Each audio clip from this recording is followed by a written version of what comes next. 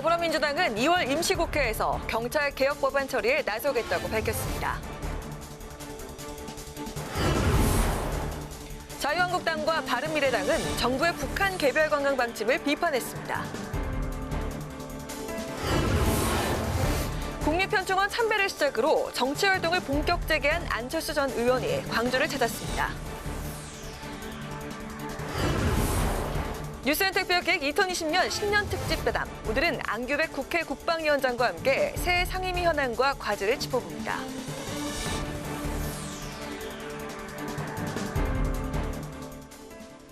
안녕하십니까. 1월 20일 의정종합뉴스 뉴스엔 시작하겠습니다. 더불어민주당은 검찰개혁에 이어서 경찰개혁에 박차를 가하기로 했습니다. 오는 2월 임시국회에서 관련 법안을 처리하겠다는 목표인데요. 김현 기자의 보도입니다. 더불어민주당 지도부가 일제히 경찰개혁을 언급하며 입법에 대한 의지를 드러냈습니다. 이해찬 대표는 최고위원회의에서 검경수사권 조정 등으로 비대해진 경찰 권력에 대한 민주적 통제 장치가 필요하다고 강조했습니다. 또 경찰 스스로 수사와 치안 능력을 제고하면서 윤리의식과 공직기강을 대폭 강화하는 등 자체 고강도 쇄신에 나서야 한다고 주문했습니다. 이인영 원내대표도 검찰개혁 입법이 마무리된 만큼 권력기관 개혁의 나머지 한 축인 경찰개혁 입법도 완료해야 한다며 2월 임시국회에서 추진하겠다고 밝혔습니다. 경찰개혁의 사회적 합의가 어느 정도 이루어지고 있는 만큼 이제 속도를 내야 한다고 생각합니다. 2월 임시국회에서 여야가 합의해서 경찰개혁까지 말끔하게 끝낼 수 있기를 기대합니다. 민주당의 경찰개혁 핵심은 권력 분산입니다. 경찰을 국가경찰과 자치경찰로 분리하고 다시 국가경찰을 행정경찰과 수사경찰로 분리한 뒤 국가수사본부를 신설하는 겁니다. 민주당은 과도한 경찰 권한을 분산시키기 위해 경찰개혁이 필요하고 20대 국회가 끝나기 전에 입법을 마무리하겠다는 계획이지만 야당의 반응은 시큰둥합니다. 한국당은 민주당이 경찰개혁에 대한 협상이나 논의도 제안하지 않고 여론을 통해 경찰개혁을 일방적으로 밀어붙이려 한다고 반발하고 있고 바른미래당은 급격한 자치경찰제 도입은 치안 공백이 생길 수 있다며 신중해야 한다는 입장입니다. 국회방송 김희연입니다. 정부가 남북관계를 풀기 위한 마중물로 북한 개별 관광을 들고 나왔습니다. 여당에서도 금강산 관광재기를 언급하며 정부 방침에 힘을 싣고 있는데요. 야당은 이런 기류에 강하게 반발하고 있습니다. 이소희 기자의 보도입니다. 문재인 대통령은 신년 기자회견에서 남북관계를 주체적으로 풀겠다는 의지를 표명했습니다. 그러면서 북한 개별 관광을 강조했습니다. 그 제한된 범위 내에서도 남북 간에 얼마든지 할 수 있는 일이 있습니다. 개별 관광 같은 것은 국제 제재에 저촉되지 않기 때문에 그것도 충분히 모색될 수 있다고 생각합니다. 하지만 야당은 정부의 이런 구상에 반대 입장을 분명히 했습니다. 한국당은 정부가 우리 경제가 아닌 북한 정권의 이익만 생각하고 있다고 비판했습니다. 미국이 제재 위반의 우려를 표명한 것을 언급하면서 한미 관계를 생각할 때라고 덧붙였습니다. 국민들은 당장 오늘의 삶이 고통스러운데 미국과의 갈등까지 불사해가면서 북한 개별 관광이나 밀어붙일 만큼 지금 한가합니까? 바른미래당도 우려의 목소리를 드러냈습니다. 남북 대화 분위기를 조성하려는 정부의 노력은 이해하지만 북한 관광은 신중을 거듭해야 할 문제라고 강조했습니다. 북한 개별 관광 등 남북관계 개선은 미국과 국제사회의 공조와 발을 맞추어 진행해야 할 문제입니다. 우리 국민의 생명과 안전이 달린 문제이기 때문입니다. 우리 정부의 제안에 북한은 아직 공식 반응을 내놓지 않고 있습니다. 국회 안에서도 여러 의견이 맞서고 있는 가운데 북한 개별 관광이 추진될 수 있을지 관심이 쏠리고 있습니다. 국회 방송 이소희입니다. 1년 4개월 만에 어제 귀국한 안철수 전 바른미래당 의원이 오늘 국립현충원 참배를 시작으로 정치 활동을 본격 재개했습니다. 홍혜진 기자입니다. 안철수 전 의원의 정계 복귀 후 첫 공식 일정은 국립현충원 참배였습니다. 안 전 의원은 무명용사 위령탑을 찾은 후 김대중, 김영삼, 이승만, 박정희 등 전직 대통령 묘역을 차례로 참배했습니다. 이후 안 전 의원이 택한 행선지는 광주였습니다. 안 전 의원은 바른미래당 주승용, 김동철 등 호남계 의원들과 함께 5.18 국립민주묘지를 찾아 참배했습니다. 이어 지난 총선에서 안 전 의원의 국민의당에 큰 지지를 보내준 호남 지역 주민들을 만나며 감사를 표했습니다. 안 전 의원은 보수 통합에 대한 기자들의 질문에 선거 자체에 대한 깊은 고민을 하지 않았다며 우선 대한민국이 나아갈 방향에 대해 말씀드리고 국민의 뜻을 구하겠다고 밝혔습니다. 또 바른미래당 손학규 대표 등과 만나 의견을 나누겠다고 말했습니다. 앞서 안 전 의원은 어제 귀국 인사에서 선거 이합 집산보다는 방향이 중요하다며 정치공학적 통합에 선을 그었지만 오늘은 국민의 뜻을 구하겠다며 미묘한 입장 변화를 보였습니다. 안 전 의원이 친정인 바른미래당으로 복귀할지 독자 신당 창당에 나설지 아니면 통합 논의에 참여할지 정치권에 관심이 쏠리고 있습니다. 국회방송 홍혜진입니다. 더불어민주당은 오늘부터 28일까지 4월 총선에 출마할 후보자를 공모합니다. 민주당은 이어 오는 30일부터 다음 달 5일까지는 서류 심사를 하고 이후에 10일까지 면접 심사를 진행한다고 밝혔습니다. 특히 민주당은 후보자가 투기 지역 등 일부 지역에 2가구 이상의 주택을 보유한 경우 향후 2년 내 매각하겠다는 매각 서약서를 제출받기로 했습니다. 자유한국당이 새로운 보수당의 양당 통합협의체 제안을 수용했습니다. 앞서 새보수당 하태경 책임대표는 오늘까지 한국당의 양당 협의체 수용을 촉구했고 한국당은 협의체가 필요하다는 데 공감하고 있다고 밝혔습니다. 한국당은 협의체 구성 시기와 협의체 공개 여부는 새보수당과 충분히 협의하겠다고 밝혔습니다. 중도 보수 통합을 추진하고 있는 혁신통합추진위원회가 안철수 전 의원의 합류를 거듭 요청했습니다. 박형준 혁통위 위원장은 정권 심판을 바라는 국민의 여망을 받들기 위해서는 30년 전 김영삼 전 대통령의 3당 통합과 같은 결단이 필요하다고 말했습니다. 한편 박 위원장은 새 보수당과의 이견에 대해서는 여러 채널을 통해 다양한 대화가 이뤄지고 있다며 통합 열차는 멈출 수 없다고 밝혔습니다.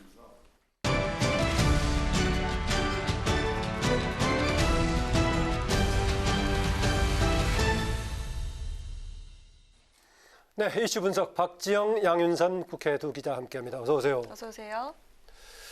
예, 지금 4.15 총선 준비로 여야가 바쁘고 우리 기자들도 바쁜데요. 네. 예, 박 기자, 더불어민주당, 자유한국당이 오늘 내놓은 공약부터 좀 알아보죠. 네, 민주당은 오늘 2호 공약으로 벤처 4대 강국 실현을, 한국당은 소상공인 공약을 발표했습니다. 먼저 민주당 벤처 기업을 육성하고 투자를 확대해서 제2의 벤처붐을 선도하고 이를 통해 혁신형 일자리를 창출하겠다는 구상인데요. 이를 위해 기업 가치 1조 원 이상의 신생기업, 이른바 유니콘 기업을 현재 11개에서 오는 2022년 30개까지 늘리겠다고 밝혔습니다. 또 벤처 투자의 마중물 역할을 하는 모태펀드에 매년 1조 원 이상의 예산을 투입해 벤처 투자액을 연간 5조 원 달성하겠다는 계획입니다. 이 밖에 코스닥, 코넥스 전용 소득공제 장기 투자 펀드를 신설하고 창업주의 복수 의결권을 허용하는 등 세제 지원 강화 방안과 투자 환경 개선을 위한 제도 혁신 방안 등도 내놓았습니다. 이해찬 대표의 발언 직접 들어보시겠습니다. 민주당과 문재인 정부가 벤처업계에 도약의 날개를 달아드리고 혁신 성장의 엔젤이 되겠다는 다짐이자 대국민 약속입니다. 특히 K유니콘 기업 2020년까지 30개 육성을 공약을 했습니다. 이는 시가총액 1조 원 규모의 기업을 크게 늘리겠다는 의미를 넘어서 우리 벤처기업 생태계의 자립구조를 확립하겠다는 뜻입니다. 네, 그 한국당은 오늘 앞서 말씀드린 것처럼 그 소상공인 관련 공약을 발표했는데요. 그 문재인 정부가 대폭 인상시켜 놓은 최저임금 때문에 소상공인의 어려움이 더욱 가중됐다면서 개선 방안을 내놓았습니다. 한국당은 최저임금 결정 기준에 기업의 지불 능력과 경제 상황 등을 포함시키고 업종별 규모별로 구분 적용해서 소상공인의 인건비 부담을 줄여주겠다는 겁니다. 이와 함께 한국당은 부가가치세법 개정을 통해 간이과세자 적용 기준 금액도 현행 4,800만 원에서 1억 원으로 상향 조정하겠다고 밝혔습니다. 그 한국당 2020 희망공약 개발단 단장을 맡고 있는 김재원 정책위 의장 발언도 직접 들어보시죠. 자유한국당은 올해를 소상공인 살리기 원년으로 선포하고 오늘 발표한 공약뿐만 아니라 현장과 지속적인 소통을 통해 대한민국 경제 현장의 실핏줄인 소상공인에게 희망을 드리고자 합니다. 네, 여야의 인재 영입 발표도 계속되고 있습니다. 박 기자. 자, 어제 더불어민주당은 이탄희 전 판사를 또 자유한국당은 청년 인재로 김병민 씨를 영입했어요. 네, 그렇습니다. 네. 그 여야 모두 주말에도 쉬지 않고 그 영입 인사를 발표하면서 총선 준비에 열을 올렸습니다. 그 먼저 민주당의 10호 영입 인재죠. 양승태 사법부의 사법농단 의혹을 폭로한 이탄희 전 판사입니다. 이 전 판사는 지난 1년간 사법개혁의 필요성을 알리기 위해 노력했는데 한계를 느껴 제도 건에 참여하게 됐다고 말했고요. 그 사법 신뢰 회복 방안으로는 그 비법관 탄핵과 개방적 사법개혁 기구 설치가 필요하다고 강조했습니다. 이에 맞선 한국당의 그 5번째 영입 인사는 젊은 청년 인재입니다. 김병민 경희대 행정학과 개건 교수인데요. 김 교수는 20대 최연소 기초의원 출신이죠. 그 서초구의회 의원을 지낸 바 있습니다. 또 국회 정치개혁특별위원회 자문위원을 비롯해서 그 정치평론가로도 활발히 활동을 하고 있습니다. 한국당은 김 교수가 그 정치 교체, 그 세대 교체를 희망하는 청년 정치 지망생들의 좋은 멘토가 될 것으로 기대했습니다. 이번 주에도 여야 모두 인재 영입을 잇따라 발표하면서 그 인재 경쟁도 계속 벌여나갈 예정입니다. 네, 역시 정치권의 가장 큰 관심거리는 바로 안철수 전 의원의 정계 복귀가 아닐까 싶은데요. 이 안 전 대표의 정치적인 행보가 어떻게 될지 이어서 짚어보도록 하겠습니다. 양윤성 기자. 네, 안 전 의원이 왜 떠났었는지 이유도 가물가물하신 분들 정말 많을 것 같습니다. 이 부분부터 한번 짚어볼까요? 네, 안철수 전 의원 지난 2018년 6.13 지방선거 참패의 책임을 지고 정치 일선에서 물러났습니다. 당시 안 전 의원이 서울시장 선거에 직접 출마를 해서 박원순 서울시장에게 패하기도 했었는데요. 안 전 의원은 같은 해인 9월 독일 유학길에 올랐습니다. 지난해 10월엔 미국으로 건너가서 스탠퍼드대 방문학자로 머물기도 했습니다. 안 전 의원 그간 마라톤을 하는 모습이 언론에 노출이 되기도 했었는데요. 독일과 미국 마라톤에 참석한 소식이 간간히 전해지기도 했습니다. 네, 안철수 전 의원 그동안에 지금 돌아와서 정치할 때다, 시기가 아니다, 이런 얘기가 있었는데 지금 3개월도 채 지금 총선이 남지 않은 시점이죠. 오늘이 D-84가 지금 그렇게 되는데요. 이 시점에 복귀했고 또 복귀하면서도 이번 총선에 본인은 출마하지 않겠다라고 했는데 이거 어떻게 봐야 하는 겁니까? 네, 말씀하신 대로 본인이 직접 4.15 총선에 출마하지 않겠다고 밝혔습니다. 또 일단은 그 총선 불출마를 선언하면서 대선 주자로서의 어떤 무게감을 가져가겠다, 이런 염두에 둔 행보로 보입니다. 또 보수통합은 관심이 없다고 선을 그으면서 실용적 중도 정치를 표방을 하는 정당을 만들겠다고 밝혔는데요. 어제 귀국장에서의 발언 직접 들어보시죠.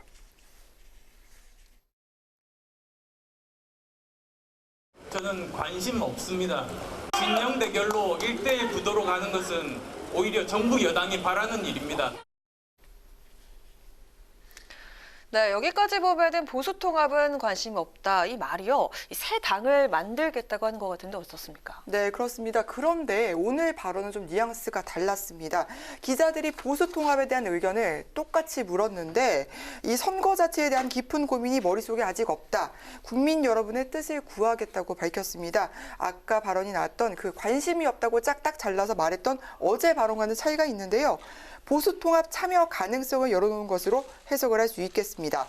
정치적 주가를 높일 수 있는 통합 합류, 또 총선 출마 카드를 단박에 봉쇄를 하는 게 자충수가 될 수 있다, 이렇게 판단한 거 아니냐는 분석이 나오고 있는데요. 오늘 광주를 찾은 자리에선 민주평화당, 대한신당 등 제3지대 통합도 있을 수 있다고 밝히기도 했습니다. 네, 안철수 전 의원 한때 그 막강했던 있던 그때에 비해서 영향력이 상대적으로 줄었다는 평가도 있었습니다만은 최근에 정치인 움직임에서 가장 지금 주목을 받고 있습니다.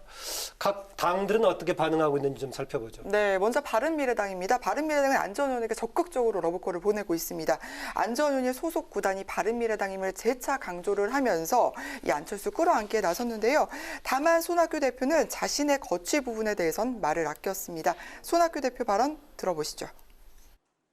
안 대표가 앞으로 바른미래당과 함께 한국 정치의 새로운 길을 열어가는데 저는 최선을 다해 여건을 마련하고 힘껏 돕겠다는 말씀을 드립니다. 조속한 시일 내에 당과 나라의 미래를 함께 논의하는 자리를 갖게 되기를 기대합니다. 네, 혁통이 계속해서 러브콜을 보내고 있고요. 한국당 역시 안전 의원에게 꾸준한 관심을 보이고 있습니다. 한국당 황교안 대표가 유승민 새보수당 보수재건위원장 그리고 안철수 전 의원과 만남을 추진하고 있는 것으로 알려졌습니다. 반면 민주당은 안전 의원의 정계 복귀가 선거에 미칠 파장은 경계를 하면서도 큰 영향력은 없을 것이라고 평가절하했습니다. 공식 논평은 내놓지 않았는데요. 민주당 최고위원들은 안전 의원의 복귀가 몰랐던 변수가 아니었기 때문에 동요할 필요가 없다. 또 새로운 정치인이 아니기 때문에 지난 총선에서 호남에게 받은 지지도 이건 기대할 수 없다고 설명을 하기도 했습니다. 네, 앞으로 안철수 전 의원 행보는 어떻게 될까요? 네, 2016년 총선에서 안 전 의원이 국민의당을 창당을 하면서 원내 제3당으로서 입성을 하는 이 쾌거를 이뤘습니다. 그래서일까요? 또다시 실용 중도 정당을 만들겠다고 밝혔습니다. 이게 신당 창당이 될지 바른미래당 개조가 될지 관심이 쏠리고 있는데요. 다만 신당을 창당을 하게 된다면 현역 지역구 의원 1명 정도를 가지고 있는 이 안철수 신당은 예상입니다만 정당 번호 한 10번 정도가 예상이 됩니다. 우리공화당보다도 뒷번호를 받게 되는 셈이거든요. 이런 현실적인 부분을 고려를 한다면 안 전 의원이 좀 더 유연하게 통합 행보를 보이지 않을까 이런 정치권의 관측이 있습니다. 그러면서 앞으로 대선 주자로서의 무게감은 강조하면서 전국 각지를 돌면서 광폭 행보 보일 것으로 예상이 됩니다. 네, 한철수 전 대표 행보 관련해서는 잠시 후에 지금 바른미래당 이동섭 원내대표 대행을 연결해서요. 조금 더 알아보겠습니다. 두 분 여기까지 듣겠습니다. 지금까지 고맙습니다. 양윤선 기자, 박지영 기자 두 분 수고하셨습니다. 자유한국당은 이성윤 서울지검장과 심재철 대검 반부패 강력부장의 사퇴를 촉구했습니다. 심재철 원내대표는 이 지검장은 청와대 압수수색을 미루고 있고 심 부장은 연구관에 조국 전 법무부 장관의 무혐의 보고서를 써오라고 지시했다며 이같이 밝혔습니다. 특히 심 원내대표는 심 부장의 권력농단에 대해 특검을 추진하겠다고 밝혔습니다. 바른미래당 지도부는 설을 앞두고 군부대를 찾아 장병들의 노고를 격려했습니다. 바른미래당은 강화 평화전망대를 방문해 군 관계자로부터 상황 보고를 받고 북한 동향 등을 점검했습니다. 손 대표는 군 노후 장비 개선과 장병들의 복지 지원에 최선을 다하겠다고 밝혔습니다. 건강한 먹거리를 위한 심포지움이 오늘 국회에서 열렸는데 유전자 변형식품, 즉 GMO를 넣은 가공식품은 함량이 적더라도 모두 GMO 함량 표시를 해야 한다는 주장이 제기됐습니다. 보도에 임채원 기자입니다. 우리나라 영양 섭취 부족자 비율은 지난 2013년 8.4%에서 2018년은 13.1%로 증가했습니다. 또 쌀을 제외한 주요 곡물은 해외 의존도가 높아 식량 자급률이 저조한 상황. 참석자들은 생산자부터 가공, 유통, 소비자가 참여하는 커뮤니티 푸드 시스템을 구축해 지역 먹거리 공동체를 활성화하겠다고 강조했습니다. 이와 함께 로컬 푸드 도농 직거래를 활성화하고 유기농업의 발전을 촉진하는 등 먹거리 기본권 보장을 위해 노력하겠다고 밝혔습니다. 국민의 먹거리 기본권 보장을 통해 국민 누구나 건강하고 안전한 먹거리를 차별 없이 누리며 행복을 추구할 수 있는 국민 건강 먹거리 체계를 만든다. 참석자들은 먹거리 정책이 지자체 행정 능력에 따라 편차가 있어서는 안 된다며 정부가 종합 전략을 수립해 통합 관리한다고 주장했습니다. 지역 푸드 플랜을 어떻게 구체화할 것이냐도 국가의 중요한 공적 책임이기 때문에 특히 이 지역에 있어서 기초나 광역 단위에 있어서 이 먹거리 체계를 어떻게 통합적이고 국민의 시민의 주민의 먹거리 기본권을 보장하는 체계로 갖고 갈 것이냐가 또 역시 세계적인 화두가 되고 있다. 또 법안 제정을 통해 보편적 먹거리 복지에 대한 국가의 책임을 강화하고 유치원부터 고등학교까지 친환경 무상급식을 추진해야 한다고 주장했습니다. 민주당 남인순 의원은 유전자 변형식품 표시 제도를 강화하는 등 국민의 알 권리와 선택권 보장을 위해 최선을 다하겠다고 밝혔습니다. 제도적으로는 일부 개선이 된 부분이 있지만 100% 국민들이 다 알고 섭취할 수 있는 상황은 아닌 것 같습니다. 그래서 그 GMO에 대한 그 함량, 그 순위로만 이제 매겨져 있는데 원재료에서도 그 GMO 식품인지 아닌지 알 수 있도록 그런 부분들을 알 수 있도록 좀 더 그 적용 범위를 확대시켜 나갈 예정입니다. 국회 방송 임채연입니다. 오는 4월 총선의 주요 변수 중 하나는 청년들의 표심인데요. 오늘 국회에서는 청년 정책이 나아가야 할 방향을 모색하는 토론회가 열렸습니다. 김세정 기자입니다. 총선을 앞두고 각 정당이 청년 인재 영입과 청년을 겨냥한 정책 공약에 공들이는 요즘. 정치권은 청년 세대에 주목하는 분위기입니다. 자유한국당 정태욱 의원은 청년들이 직접 목소리를 내야 제대로 된 청년 정책이 마련될 수 있다고 강조합니다. 청년들이 특별히 아파하는 것을 어떻게 정치적인 것으로 해소할 것이며 청년들이 활발하게 자기의 꿈을 펼칠 수 있는 그런 가능성, 이런 것들을 우리가 정치가 어떻게 담아낼 것인가. 그런데 그거를 정치 쪽에서 청년들에게 이야기하는 것이 아니라 청년들의 목소리를 듣고자 하는 것이 이 행사의 기본 취지입니다. 토론회에는 청년 사업가와 워킹맘 등 다양한 분야에서 활동하고 있는 청년들이 함께했습니다. 화장실 분실 방지기 등 아이디어 제품 회사를 운영 중인 한 청년 사업가는 비교적 창업 경험이 부족한 청년들이 정부나 민간의 지원을 받기엔 어려운 현실을 알렸습니다. 이어 힘겹게 창업에 성공했지만 마케팅이나 판로 개척 등 정부의 실질적인 지원이 필요하다고 호소했습니다. 청년이 실패하더라도 다시 일어설 수 있는 환경이 조성됐으면 좋겠다는 바람도 전했습니다. 성공을 하기까지 굉장히 많은 도전과 실패 과정을 거친 다음에 성공을 하게 되는데 이제 한 번의 기회가 주어지다 보니까 그런 것들이 이제 창업 기업을 운영함에 있어서 조금 힘이 들거든요. 실패를 하더라도 다시 좀 딛고 일어설 수 있도록 그런 정책들이 좀 많이 마련됐으면 좋겠습니다. 청년들은 기성세대와 젊은 세대의 정치 간극을 줄여나갈 필요가 있다는 의견도 제시했습니다. 청년 세대에 대한 정치권의 관심이 높아진 만큼 일회성 정책이 아닌 실효성 있는 청년 정책들이 많이 나올 수 있길 기대해 봅니다. 국회 방송 김세정입니다. 유인태 국회 사무총장이 승진한 직원들에게 임명장을 수여하며 신뢰받는 국회가 될 수 있도록 열심히 노력해 줄 것을 당부했습니다. 유 총장은 국회가 국민동의청원 제도 도입과 법안 소위 상설화 등을 통해 국민들의 신뢰를 얻기 위해 노력하고 있지만 앞으로도 더 많은 노력이 필요하다고 말했습니다.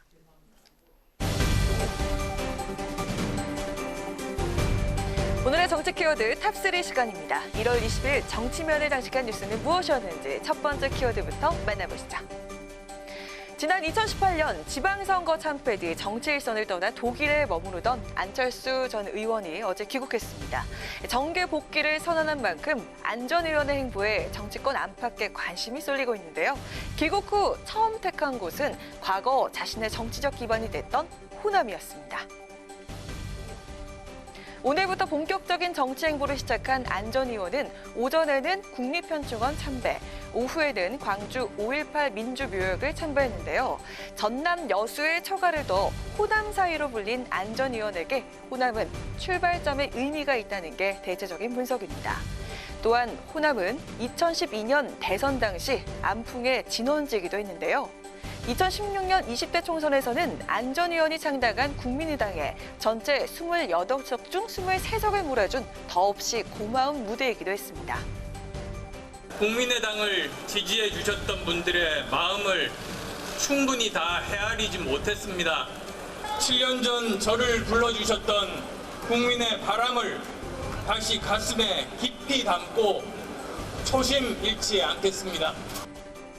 현재 호남권에서 더불어민주당에 대한 지지율이 높고 과거 국민의당 세력도 바른미래당, 대한신당, 민주평화당 등으로 뿔뿔이 갈라져 있기 때문에 안 전 의원이 과거와 같은 호남의 지지를 등에 업을 수 있을지는 두고 봐야 한다는 평가가 많은데요.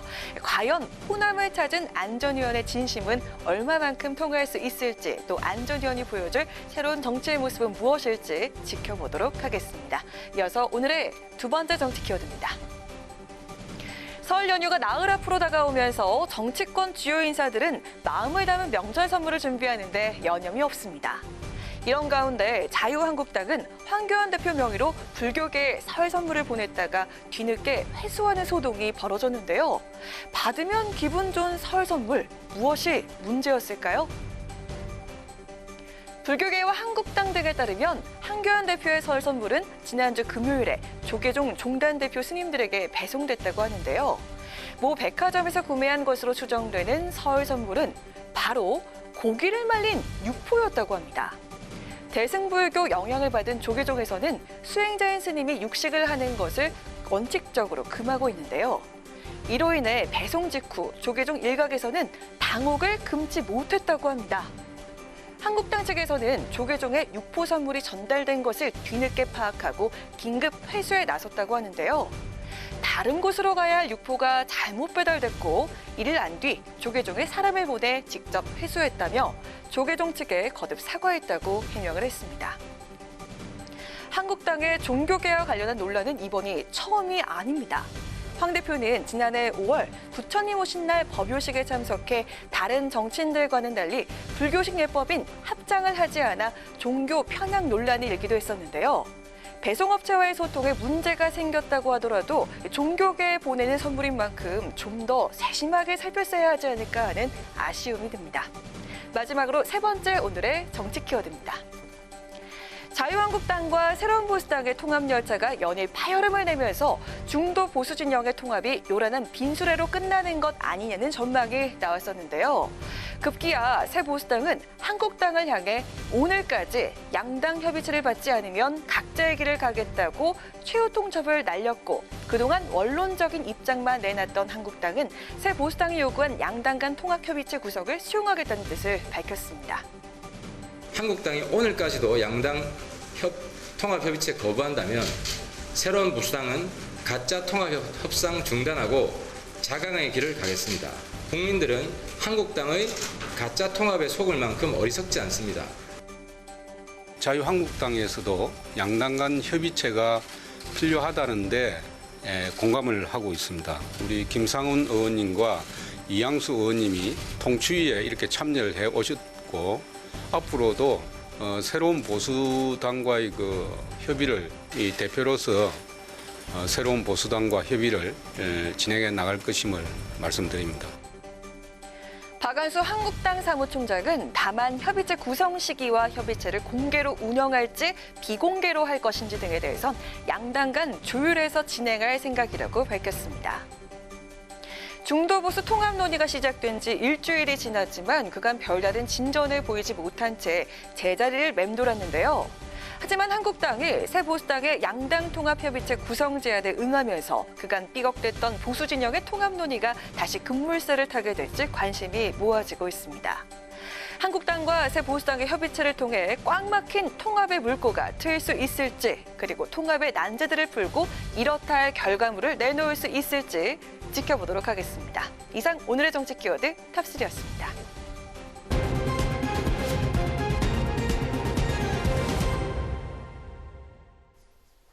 네, 앞서 오늘의 정치 키워드에서 보신 것처럼 안철수 전 의원의 정계 복귀 후의 첫 행보로 국립현충원과 광주 5.18 민주묘역을 찾았습니다. 앞으로 안 전 의원의 행보에 따라서 총선 지형에도 적잖은 변화가 예상이 되는데요. 정계 개편 폭풍 속의 향후 행보는 어떨지 바른미래당의 이동섭 원내대표 대행 연결해서 자세한 얘기 나눠보도록 하겠습니다. 이 의원님 안녕하세요. 반갑습니다. 네, 안녕하세요. 이동섭입니다. 반갑습니다. 네. 어제 안철수 전 의원 공항에서 공식적인 얘기는 했습니다마는 네. 오늘 지금 안철수 전 의원 국립현충원 5.18 민주묘역 참배하는데 같이 하셨죠? 네네, 같이 했습니다. 오늘 주로 어떤 얘기 나누셨습니까? 그동안에 우리 안 대표님 오랜만에 오셔서 서로 정담 나누었고요. 네. 그리고 안부 전했고 우리가 앞으로 어떻게 새로운 정치를 이어나갈지 서로 많이 논의를 했습니다. 네, 안 전 의원이 정치 재개와 더불어 첫 번째 아까 현충원 방문도 있었습니다만은 첫 공식 지방 일정으로 광주를 택했는데 그 배경과 의미 어떻게 봐야 될까요? 저는 우리 안철수 대표가 광주 5.18을 택한 이유는 지난 20대 총선 때 우리 광주 시민과 호남인들이 적극적인 지지를 통해서 26.74%의 그런 지지도를 올렸고 제2당으로 우뚝 서해준 그런 감사한 마음과 그리고 정말 그 이념으로 경도돼 있는 그런 양극단의 세력을 배제하고 국민 통합을 하겠다는 그런 특별한 의지를 가지고 간 것 같습니다. 네, 안전 의원이 국민의당에 대한 지지에 감사하면서 기대에 부응하지 못했던 점도 어제 사과를 했고요. 또 안 전 의원에 대한 호남에서의 기대가 예전만큼은 못하다 이런 얘기를 하는 사람들도 있는데 직접 지금 짧은 방문이었지만은 현장에서 느꼈던 호남 민심 어떻게 느끼셨습니까? 네, 오늘 상당히 의미 있는 건 그동안 우리가 반목을 했던 안철수 계의 의원들과 호남을 대표하는 박주선, 주승용, 김동철, 권은희, 최도자, 신영은, 김삼아 의원 등 많은 의원들이 함께 5.18을 참배했다는 게 의미가 있고요. 또 그때 가보니까 거기 왔던 분들은 상당히 뜨거운 환호와 그런 관심을 확인했고요. 어제 또 공항에서 보니까 정말 수많은 안철수 팬들이 와서 환영하는 모습을 보면서 앞으로 상당히 우리가 노력하면 국민의 사랑을 받겠다 그런 걸 기대할 수 있었습니다. 그렇게 느끼셨군요. 예. 네. 또 어제 안철수 전 의원의 정계 복귀 메시지를 두고 정치권이 지금 주목을 하고 있습니다. 총선에 출마를 하진 않겠지만 실용적 중도 정치를 실현하는 정당을 만들겠다 이렇게 선언을 했는데요. 구체적으로 실용적 중도 정치가 무엇을 뜻하는 것인지 궁금합니다. 그러니까 양극당 내에 내몰돼 있는 정치 행태를 새롭게 고치겠다는 겁니다. 첫 번째는 행복한 국민들에게 체감을 줄 수 있는 정치를 하겠다는 거고요. 그다음에 공정하고 안전한 사회를 만들겠다는 거고요. 그다음에 일하는 정치인들, 그러니까 답답하는 정치인들이 정치를 할 수 있는 토대를 만들겠다는 그런 생각을 가지고 있는 겁니다. 네. 그런데 이 정계 복귀 메시지가요. 바른미래당의 재정비를 말하는 건지 아니면은 독자적으로 신당 창당을 의미하는 건지 어떻게 해석을 해야 할까요? 저는 그렇게 생각합니다.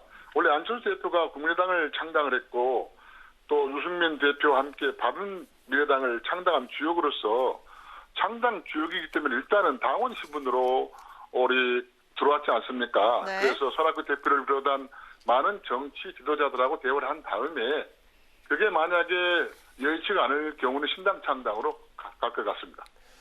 네, 바른미래당과의 관계에 있어서는 지금 손학규 바른미래당 대표의 반응, 대응이 굉장히 중요한데 손 대표는 귀국에서는 열렬히 환영한다.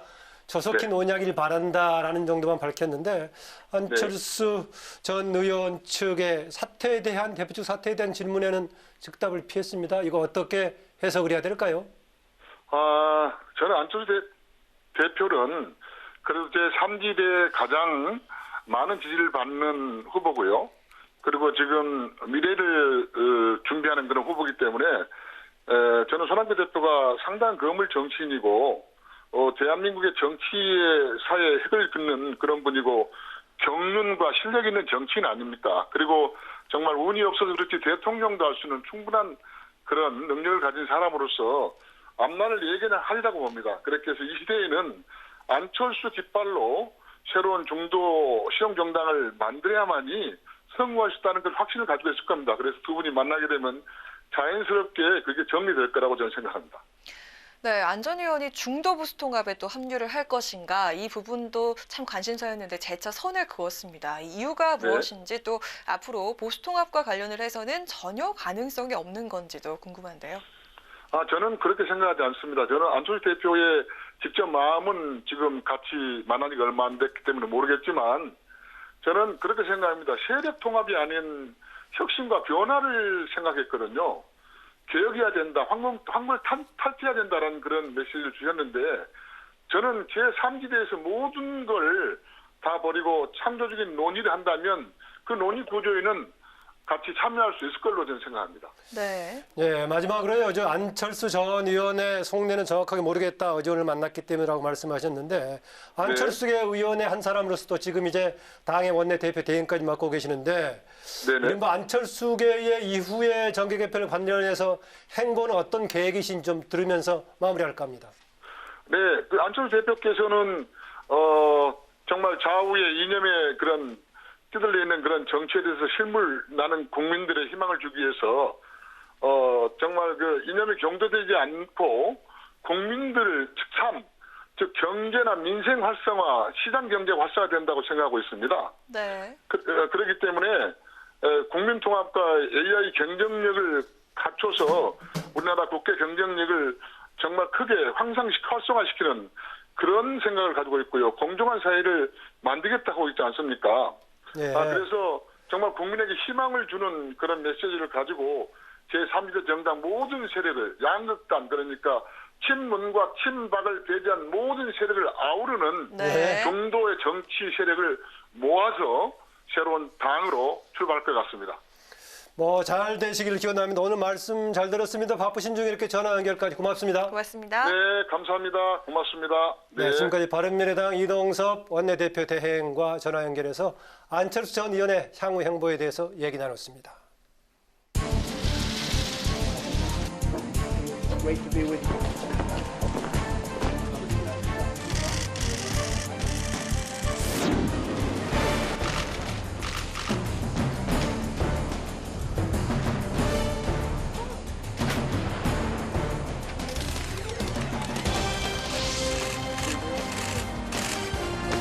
I tried to watch as much as I could. I wasn't able to watch too much because I've been out.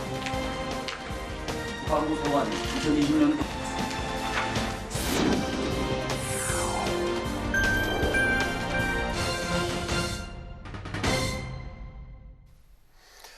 네, 이번 시간은 뉴스엔이 새해 특별기획으로 준비한 신년 특집 대담 시간입니다. 국회의장단 또 각 당 대표들에 이어서 국회 주요 상임위원회 위원장들을 차례로 만나보고 있는데요.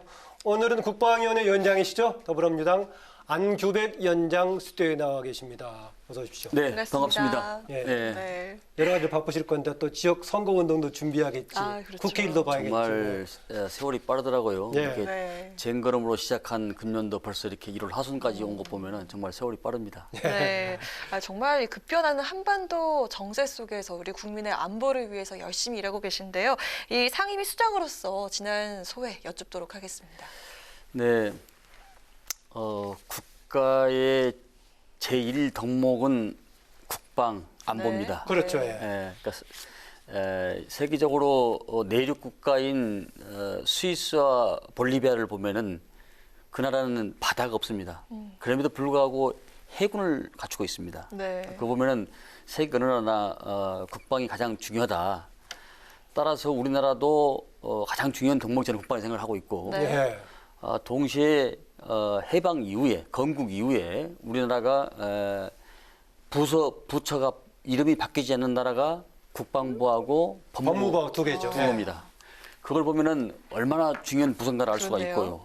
동시에 우리 국방위원회에서 국방부는 입법, 사법, 행정을 가지고 있는 3부를 가지고 있는 유일무이한 부처입니다. 그럴 만큼 여러 가지 할 일도 많고 또 국민에 대한 기여와 또 봉사도 저는 많아서 상당히 매력 있는 그런 위원회가 아닌가. 또 우리 국민들한테 힘이 되고. 그래서 이 국방위를 일관되게 제가 해왔던 이유도 되고 또 국방위 중요성을 깨닫고 있는 것입니다. 네. 네, 그 말씀하신 대로 그 역대 정부 부처가 또 시대적인 요구에 따라서 새로운 것이 생기기도 하고 명칭도 바뀌기도 했는데 지금 말씀하신 대로 국방부와 법무부는 재헌 정부 이후로 지금 계속 똑같은 이름으로 자부심이 느껴지는 그런 말이었습니다. 그 남북 화해 분위기 속에서 국방 문제는 야당이 공세로 삼았던 하나의 그 아젠다 중에 하나였어요. 그렇습니다. 그럼에도 불구하고 국방위원회에서는 입법적인 성과가 뛰어난 상임위 중에 하나를 속했는데 그동안의 국방위 주요 성과들 어떤 것이 있는지 좀 궁금합니다.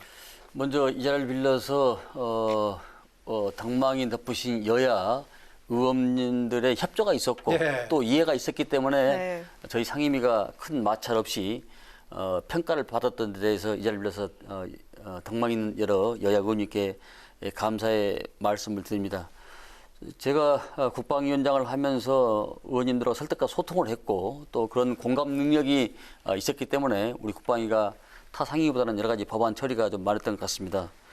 저는 국민의 입장에서 본다면은 우리 국방이 국가 안보, 국민의 장병의 기본권 그리고 방위 사업 육성을 통한 경제 활성화, 네. 저는 이 세 가지가 아닌가 싶고요. 특히 네. 또 우리가 지금 현재 가장 천착을 해야 되고 또 관심을 가져야 될 것은 인구 절벽 시대에 따른 국방개혁 2.0의 성공적인 거. 네. 그다음에 계속 역대 정부에서 이루어져 왔던 또 논의되어 왔던 전작권 전환 문제. 또 이런 것이 가장 또 우리가 관심을 가져야 되겠고 또 방위력 개선비에 따른 증강 면제. 이것이 지금 방위사업청 개천 이후에 방위력 개선비가 굉장히 이번에 대폭으로 늘어났습니다. 정확한 숫자로 33.3%가 증액이 됐거든요. 네. 이게 아마 사실 우리 국방을 일반 국민들이 생각할 때는 소비로 생각하는데 생산과 또 국민 경제의 기여가 그만큼 큽니다. 네. 또 저 개인적으로는 해병대 사령관이 삼성장군에서 사성장군으로 그 진급할 수 있는 그런 네. 길을 열렸습니다.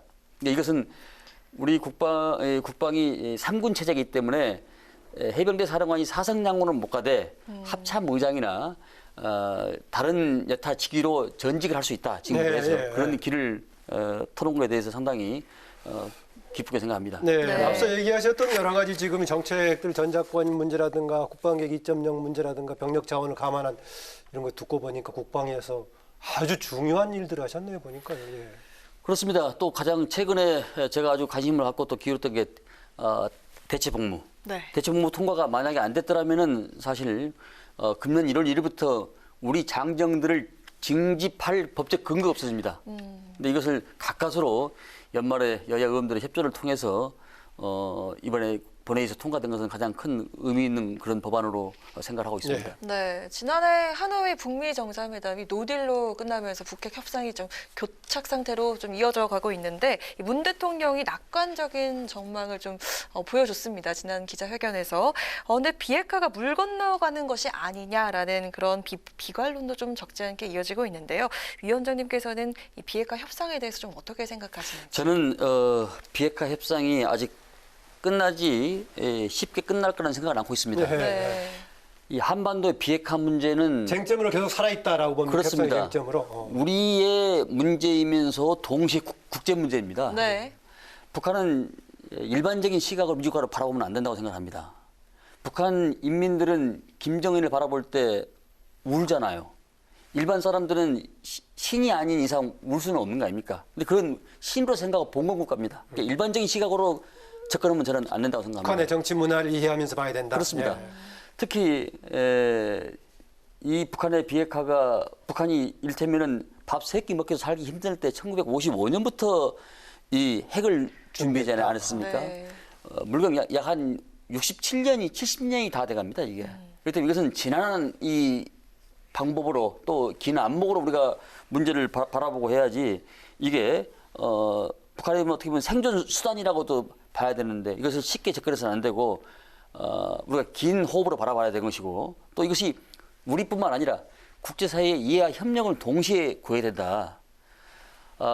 지금 대통령님께서 신년 기자회견 때 말씀하신 그 내용에 대해서는 이제 플레이로서의 활동 공간을 좀 넓히고 이제 미국만 바라볼 것이 아니라 우리가 할 수 있는 역할과 공간을 넓혀서 북한과 이해 설득을 구해야 된다. 이런 아마 적극적인 의지로 저는 해석하고 있습니다. 네, 그 말씀하신 대로 문재인 대통령이 남북 관계는 우리 문제인 만큼 북미 대화만을 볼 것이 아니라 정말 우리가 할 수 있는 걸 하자라고 얘기를 하면서 그거를 촉진시키자. 이것이 또 북미 대화를 촉진시킬 수도 있다 이런 얘기를 했습니다. 네. 우리가 할 수 있는 걸로써 접경지대 협력, 개별 또 관광. 개별 관광 했는데 네. 이게 지금 현실적으로 실행 가능하다고 보시는 거 어떻습니까? 저는 한 예를 들자면은요. 이 바람개비란 것은 바람이 불어야 돌아갑니다. 근데 1년 365일 바람이 안 분다는 데 있지 않습니까? 삼복더위 때. 네. 그럼 이걸 들고 산으로 들러 뛰어야지. 가만히 있으면 바람개비가 이게 또 돌아가겠습니까? 네. 나는 그 바람개비의 본령의 의미가 거기 있다 생각합니다. 우리가 할 수 있는 일, 유엔 제재에서 큰 틀에서 벗어나지는 않는 그런 일에 대해서 우리가 적극적으로 좀 추진을 해야 된다. 그래야 그 북미회담, 남북회담이 추동력을 갖지 수동적인 자세를 가져가는 저는 이 문제가 해결이 안 된다. 남북 관계가 잘 풀리면은 북미 대화라든가 국제적인 제재 관련해서 새로운 동력을 만들어낼 수 있겠습니까? 이게 남북 관계가 문제가? 저는 충분히 우리 국민의 역량으로는 저는 할 수 있다고 생각합니다. 네. 무엇보다도 국민적 공감대가 중요하고요. 네. 그 국민적 공감대 바탕 위에서 그런 탄력적인 운영을 해야 한다고 생각하고 있습니다. 네. 한편 한미 간 방위비 분담금 협상이 지난주 미국에서 제기가 됐는데요. 하지만 최근 협상에서 접점을 찾아가고 있는 것으로 또 전해지고 있죠. 방위비 분담금에 대한 한미 간의 온도차, 위원장님께서 어떻게 보고 계신지 궁금합니다. 너무 많이 알아서 이게 쉽게 얘기가 네. 곤란한데요. 네. 일단은 방위 분담금은 여한이 있어도 SMA라는 특별 협정의 틀 내에서 해야 됩니다. 지금 우리가 이건 직접 비용이고요. 직접 비용이 지금 1조 392억 아닙니까? 1조 392억인데 네. 간접 비용이 카이다 추계로 5년 전 추계로 3조 5천억입니다. 네. 그러니까 이 평택 미군기지 사용료, 또 수세, 전기세, 교통 여러 가지 이런 간접 비용이 3조 5천억인데 직접 비용만 할 게 아니라 간접 지원도 플러스 해야 된다 생각합니다. 근데 지금 미측에서 요구하는 것은 한반도에 전개되는 유사시, 인도태평양 지역에 있는 미군들이 작전 운영 유지비, 인건비까지 요구하고 있는 겁니다. 네. 그러면 미국이 용병이지 않습니까? 그것은 상당히 이해하기가 어렵다. 여한 경우가 있더라도 SMSA 틀 내에서 해야 된다는 것이 우리 정부의 강력한 중심축이기 때문에 최근 들어서는 미측도 그 부분에 대해서는 이해를 하는 것 같습니다. 네. 왜냐하면 이건 만약에 그 틀을 벗어나야 되면은 그 틀이라는 게 원래 이 SMA 협정 내가 2% 3% 인상, 리미트 4% 이상을 할 수가 없는 겁니다, 이게. 네. 그렇다면 국회에서 인준을 해야 되는데 우리 국민들이 그걸 국회에서 여야를 떠나서 인준해 줄 수가 없죠. 네. 지금 말씀하신 대로 이쪽 걸 너무 상세하게 많은 걸 알고 있기 때문에 협상의 과정인데 그대로 얘기할 수 없다라고 말씀하셨는데 네. 추상적으로 이렇게 질문 드려볼게요. 국민들이 기대했던 상식 수준을 크게 벗어나지 않는 선으로 접점이 이루어질까요? 어떨까요? 저는 참 우리 민족이 대단하다고 생각하는 것이 이 방위비 협상금에서 진보 보수를 떠나서 상당한 보수층에서 강력한 공격이 있을 때 우리 국민들은 중심축을 잡고 쫙 있었습니다. 근데 그것은 바로 우리 정부를 믿고 최소한 이런 틀거리 준 것들 내에서 하면 할 거다 이렇게 생각하고 있었는데 국민의 상식 수준을 절대 벗어나질 않습니다. 네.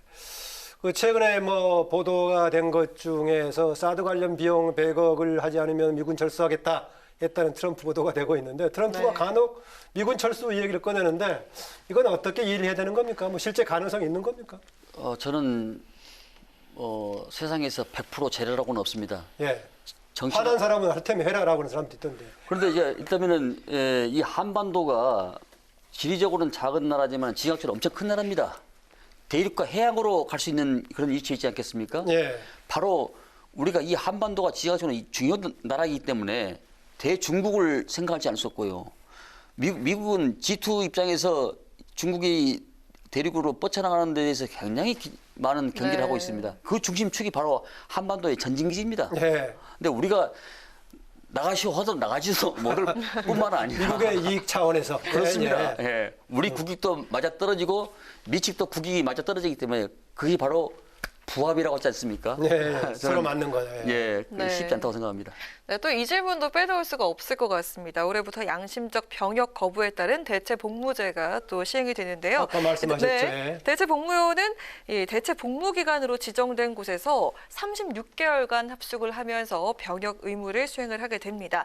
시민 인권 단체에서는 좀 징벌적인 성격이 강하다고 반발하고 있는데 이 문제에 대해서 어떻게 보시는지요? 징벌적인 성격이 강하다는 것은요. 이 대체 복무를 하고자 하는 이 장병들이 일테면은 지뢰 제거, 전방에서 가장 위험한 곳에 근무하는 거.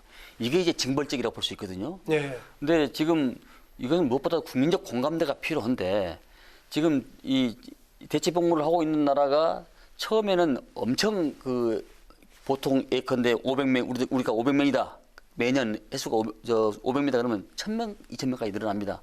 근데 맨 처음에는 이 정도로 했다가 이 다음에 이제 그 융통성 있게 복무 기간 형태 조건을 조정하는 겁니다. 그러면 국민들이 요구하는 것은 우리 아이도 우리 자녀도 집합 교육, 합숙 훈련, 합숙 기숙을 하고 있으니까 기숙 생활을 할 수 있는 그런 여건을 만들어 달라. 그러면 조정과 통합 통제를 할 수 있는 것이 바로 교도소입니다. 또 이런 봉사활동 시설입니다. 왜냐하면 출퇴근이 안 되기 때문에 그렇다면 할 수 있는 것이 상당히 제한적입니다.